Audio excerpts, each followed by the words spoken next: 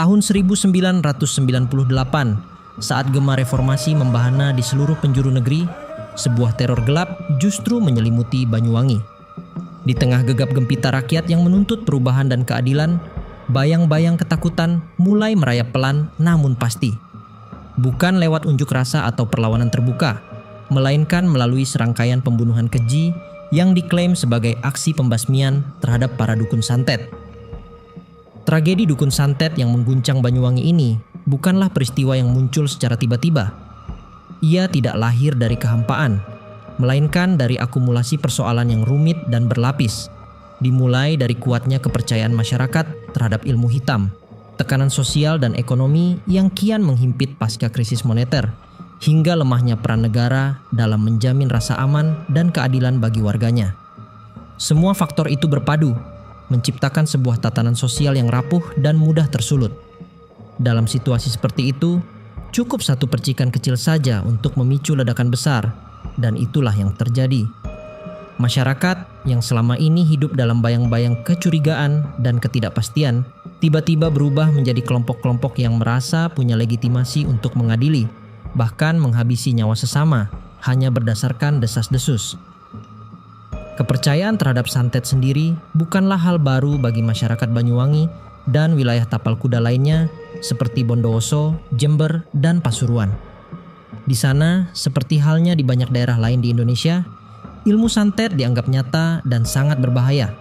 Banyak orang percaya bahwa seseorang bisa sakit, kehilangan akal, bahkan meninggal dunia karena kiriman energi jahat dari jarak jauh. Keyakinan semacam ini sudah mengakar kuat selama berabad-abad, diwariskan turun-temurun, dan menjadi cara masyarakat menjelaskan peristiwa-peristiwa yang tak bisa diterangkan secara logis. Ketika seseorang tiba-tiba jatuh sakit tanpa sebab medis yang jelas, atau ketika sebuah musibah datang secara misterius, tak sedikit yang langsung berpikir, ini pasti kena santet. Namun, ketika masyarakat masih bergulat dengan ketegangan dan ketakutan yang dipicu oleh isu santet, muncul teror lain yang jauh lebih menakutkan dan lebih membingungkan. Kali ini, targetnya bukan lagi mereka yang dituduh memiliki ilmu hitam, melainkan para kiai dan ustadz. Jika dalam kasus dukun santet pembunuhan dilakukan secara terbuka oleh massa, maka dalam kasus ini, pelaku justru beraksi dalam senyap. Mereka berpakaian serba hitam, menutup wajah, dan bergerak tanpa suara. Mereka menyasar tokoh-tokoh agama karismatik, terutama dari kalangan Nahdlatul Ulama, dan menghilangkan nyawa dengan cara-cara yang mengerikan. Para korban ditemukan dalam kondisi mengenaskan, di rumah mereka sendiri yang sudah bertanda silang merah. Teror ini tidak hanya menambah daftar korban, tetapi juga merobek rasa aman yang tersisa di tengah masyarakat. Hingga hari ini, tak ada kejelasan siapa pelakunya, apa motif mereka, dan mengapa para ulama ini menjadi sasaran. Yang terdengar hanyalah desas-desus, bisik-bisik warga tentang sosok-sosok misterius yang muncul di malam hari dan menghilang tanpa jejak. Mereka kemudian dikenal dengan sebutan ninja, bukan hanya karena pakaian gelap dan gerakan senyap mereka, tapi juga karena aura horor dan teka-teki yang selalu mereka tinggalkan. Sebuah rangkaian teror yang bahkan 27 tahun kemudian masih belum terpecahkan hingga kini.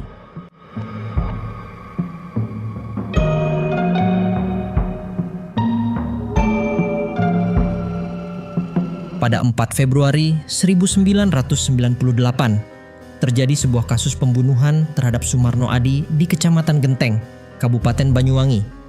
Ia adalah warga sipil biasa, orang yang menjalani hidupnya seperti masyarakat lain. Namun, entah karena desas-desus atau kecurigaan warga, ia dituduh sebagai dukun santet. Tanpa proses hukum, tanpa pembuktian yang sah, ia menjadi korban amarah sekelompok orang yang menyerangnya secara brutal hingga meninggal dunia.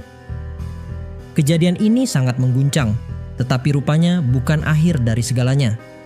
Hanya berselang 1 hari kemudian, pada tanggal 5 Februari, peristiwa serupa kembali terjadi. Kali ini di desa Pakis Jalio. Polanya hampir sama, sekelompok orang menyerang warga yang mereka curigai memiliki ilmu hitam. Saat itu, yang menjadi sasaran adalah 2 orang bernama Sahroni dan Asmaki. Mereka dipukuli, dikejar, dan dikeroyok dalam amukan massa yang diliputi emosi. Salah satu dari mereka, Sahroni, beruntung berhasil meloloskan diri dari maut. ia sempat kabur di tengah kekacauan dan berhasil menyelamatkan nyawanya, meskipun dalam keadaan terluka parah. Melihat situasi yang mulai tidak terkendali, pada tanggal 6 Februari 1998, Bupati Banyuwangi yang saat itu bernama Turyono mengeluarkan sebuah radiogram. Isinya adalah perintah untuk mendata para dukun santet di wilayah tersebut. Tujuan dari pendataan ini sebenarnya adalah untuk melindungi mereka dari amukan massa, agar aparat bisa mengawasi dan mencegah kekerasan selanjutnya. Namun, niat baik itu tidak berjalan seperti yang diharapkan. Radiogram tersebut bocor ke publik. Dalam waktu singkat, isinya menyebar luas dan ditafsirkan secara keliru oleh publik. Banyak warga justru menganggap surat itu sebagai lampu hijau, sebagai semacam legalisasi untuk melakukan pembersihan terhadap mereka yang dianggap sebagai dukun santet. Dari sinilah keadaan mulai memburuk. Memasuki akhir Februari hingga Maret, kekerasan mulai meningkat, bukan hanya di 1 atau 2 tempat, tetapi menyebar ke berbagai desa dan kecamatan. Ketegangan di tengah masyarakat makin terasa dan memuncak. Daftar hitam mulai beredar secara sembunyi-sembunyi. Nama-nama orang yang dicurigai memiliki ilmu hitam disebarkan dari mulut ke mulut. Ada pula selebaran tak resmi yang muncul di beberapa daerah, berisi nama-nama yang disebut sebagai target berikutnya. Tak ada bukti dan tak ada proses hukum, hanya kecurigaan dan desas-desus yang menyulut amarah. Di banyak tempat, warga mulai berkumpul malam-malam. Mereka mengadakan pertemuan tertutup, membahas siapa yang akan dijadikan sasaran berikutnya. Orang-orang yang sebelumnya dikenal sebagai tetangga, kerabat, atau orang tua yang hidup tenang, tiba-tiba berubah menjadi ancaman di mata sebagian masyarakat. Situasi ini membuat banyak orang hidup dalam selimut ketakutan. Mereka yang namanya disebut-sebut di daftar itu mulai bersembunyi, pindah rumah, atau bahkan melarikan diri keluar desa demi menyelamatkan nyawanya. Memasuki bulan April, gelombang kekerasan belum juga reda dan bahkan lebih luas. Di beberapa desa, massa menyerang rumah-rumah warga yang dicurigai. Mereka membakar, melempari batu, dan bahkan membawa senjata tajam saat aksinya. Tak jarang korban dianiaya hingga tak sadarkan diri, bahkan sampai kehilangan nyawa. Aparat kepolisian kewalahan mengatasi situasi yang berkembang begitu cepat dan tidak terorganisir. Setiap malam muncul ketegangan baru, dan begitu seterusnya. Di satu tempat bisa terjadi pembunuhan, keesokan harinya tempat lain mengalami hal serupa. Bulan Mei dan Juni tak jauh berbeda. Perasaan takut dan curiga masih menggantung di udara. Masyarakat seolah terbagi dua. Mereka yang takut menjadi korban tuduhan, dan mereka yang merasa sedang melakukan pembersihan demi keamanan bersama. Beberapa kepala desa dan tokoh masyarakat memang mencoba menenangkan warga, namun suara mereka kalah oleh desakan massa yang sudah terbakar emosi. Tak sedikit pula yang sebenarnya tidak percaya dengan isu santet, namun tetap memilih diam karena takut dicap sebagai pembela dukun. Memasuki bulan Juli, gelombang kekerasan memang mulai sedikit mereda, tetapi suasananya belum benar-benar aman. Banyak orang masih belum berani pulang ke rumah mereka sendiri. Ada desa-desa yang seperti kehilangan penduduk karena banyak yang memilih mengungsi. Polisi mulai melakukan penyisiran dan penyelidikan, namun kebanyakan kasus kekerasan dilakukan secara bergerombol, tanpa saksi yang berani bicara. Akibatnya, pelaku sulit ditangkap dan diadili. Selama bulan-bulan itu, Banyuwangi berubah menjadi wilayah yang mencekam. Orang-orang hidup dalam kecemasan, tidak tahu kapan giliran mereka akan menjadi sasaran. Dan semua ini bermula dari ketakutan yang bercampur dengan kemarahan, ditambah isu yang terus dibicarakan tanpa kendali, hingga akhirnya meledak menjadi kekerasan massal yang menelan korban antara 100 hingga 300 orang dalam rentang Februari hingga Juli 1998.